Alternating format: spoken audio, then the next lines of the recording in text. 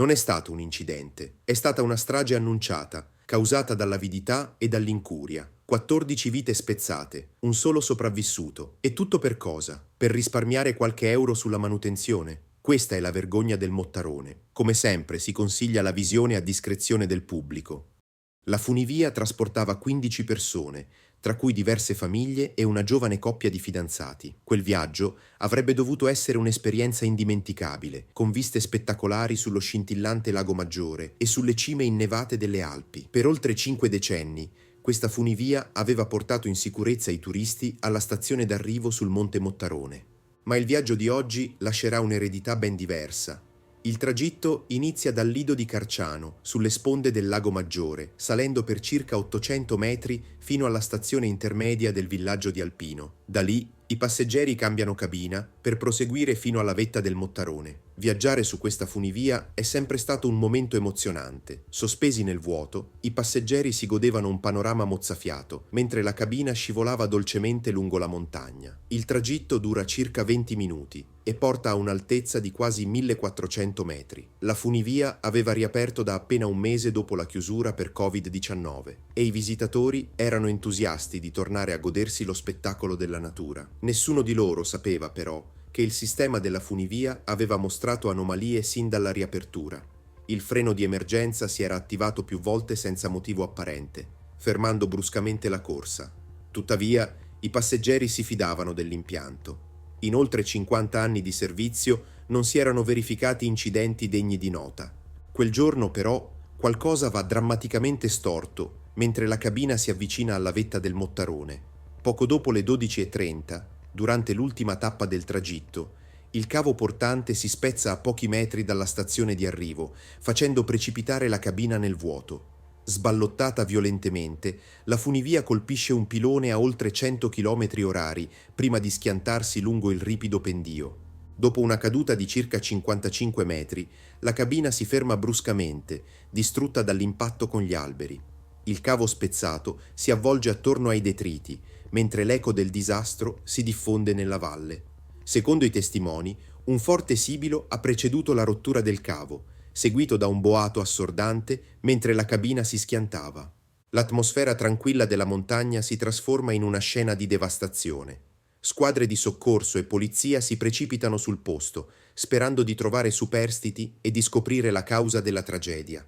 Ma le risposte che emergeranno saranno ancora più sconvolgenti. Il sistema della funivia era situato sul fianco di una montagna ripida e il luogo dell'incidente non era facilmente accessibile. Verso le 13:15 i servizi di emergenza sono arrivati sulla scena e ciò che hanno trovato è stato devastante. Tra i rottami e i detriti, i soccorritori hanno scoperto i corpi senza vita di 13 persone, sparsi tra i resti della cabina. In mezzo alla devastazione, 2 bambini sono stati trovati ancora vivi, ma gravemente feriti. Sono stati trasportati d'urgenza all'ospedale pediatrico di Torino, dove purtroppo uno di loro è deceduto poche ore dopo. L'unico sopravvissuto è il piccolo Eitan Biran, un bambino di 5 anni. Ha riportato diverse fratture, ma è riuscito a sfuggire alla morte grazie all'ultimo gesto disperato del padre. Secondo le ricostruzioni, il padre di Eitan, Amit, lo ha avvolto in un abbraccio protettivo durante la caduta, facendo da scudo con il proprio corpo. Questo gesto gli ha salvato la vita, ma non è bastato a proteggere il resto della famiglia. La madre, il fratellino e i bisnonni di Eitan sono tutti deceduti nell'impatto. Dopo l'incidente è iniziata una ricerca incessante di risposte. Le indagini hanno portato alla luce una verità agghiacciante, una catena di negligenze e un insensibile disprezzo per la vita umana. È emerso che i rapporti di manutenzione non erano aggiornati e che la società responsabile della funivia non aveva eseguito le ispezioni e le riparazioni necessarie. Ma la scoperta più scioccante è stata un'altra: la violazione deliberata dei protocolli di sicurezza, che avrebbe potuto prevenire la tragedia. È emerso che l'azienda aveva disattivato intenzionalmente il freno di emergenza a causa dei malfunzionamenti che si erano verificati nel mese precedente. Per evitare che il freno si attivasse, è stato bloccato con un morsetto a forma di forcella. E non era la prima volta che questa manomissione veniva effettuata con passeggeri a bordo. Un video registrato da un tecnico svizzero ha rivelato che questa pratica era in uso dal 2014. La registrazione mostra che la cabina coinvolta nell'incidente, così come un'altra, viaggiava regolarmente con i freni di emergenza bloccati.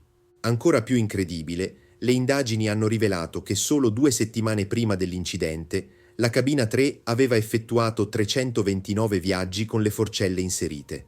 Una decisione sconsiderata, senza alcun riguardo per la sicurezza dei passeggeri. Secondo il pubblico ministero incaricato del caso, la società ha preferito una soluzione temporanea per motivi economici. Un fermo totale dell'impianto per la manutenzione avrebbe comportato perdite significative, soprattutto con la stagione estiva in pieno svolgimento. Ma quella decisione è stata fatale. Se il freno di emergenza fosse stato funzionante, avrebbe bloccato la cabina nel momento in cui il cavo si è spezzato, impedendo alla funivia di precipitare nel vuoto. Invece, il suo blocco ha condannato i passeggeri a una caduta mortale. Uno degli esperti incaricati dell'indagine ha rivelato che il cavo responsabile della trazione della funivia si era arrugginito dall'interno, con un degrado che interessava fino al 68% della sua struttura. Secondo le analisi, questo è accaduto perché i controlli di manutenzione, che avrebbero dovuto essere eseguiti ogni 3 mesi, erano stati saltati per 5 anni.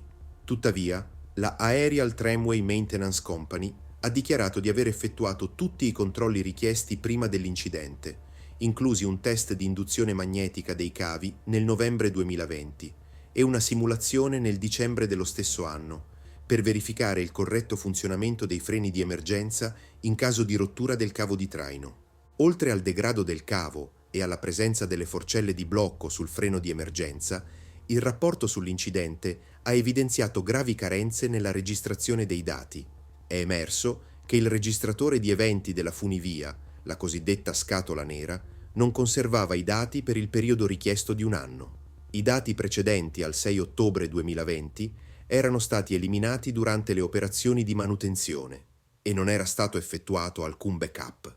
Questa mancanza ha impedito un'analisi completa delle prestazioni della funivia, lasciando potenziali segnali di pericolo completamente inosservati. 5 giorni dopo l'incidente, il proprietario della funivia, il responsabile della manutenzione e un tecnico dell'impianto sono stati arrestati con l'accusa di omicidio colposo e negligenza.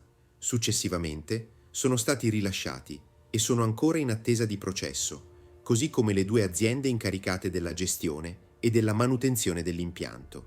Il procedimento legale è ancora in corso e potrebbe volerci del tempo prima che venga raggiunta una sentenza definitiva. Il rapporto sull'incidente ha anche messo in luce un altro dettaglio allarmante.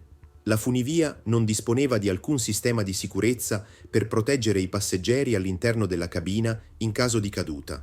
Questo ha probabilmente aggravato la gravità delle lesioni subite dalle vittime. In risposta a questa tragedia, il rapporto ha fortemente raccomandato che tutti i sistemi di funivia a livello globale implementino misure di sicurezza per proteggere i passeggeri in situazioni simili. Nel frattempo, l'unico sopravvissuto alla tragedia, Eitan Biran, è stato al centro di una battaglia legale tra le famiglie materna e paterna. Il nonno materno lo ha rapito e portato in Israele quando il bambino aveva 6 anni.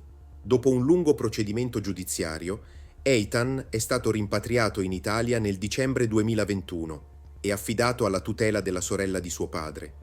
Dopo l'incidente, Eitan ha ricevuto un primo risarcimento di 1 milione di euro dalla compagnia assicurativa della funivia, ma si stima che l'importo totale potrebbe raggiungere i 10 milioni di euro. L'incidente rimane uno dei capitoli più bui nella storia delle funivie e per Eitan il giorno in cui ha perso quasi tutta la sua famiglia sarà un ricordo indelebile. Mi vergogno a dire questo, ma forse siamo la nazione con più incidenti di funivie al mondo. Quante vite devono ancora essere spezzate prima che qualcuno paghi davvero? Sul canale trovi anche gli altri 2 video sugli incidenti delle funivie del 1976 e del 1998. Grazie di aver visto questo video. Ti ricordo che i video del nostro canale Incredibili Eventi escono ogni mercoledì e venerdì alle ore 15. Iscriviti al nostro canale per non perderti le nuove uscite. Grazie e a presto.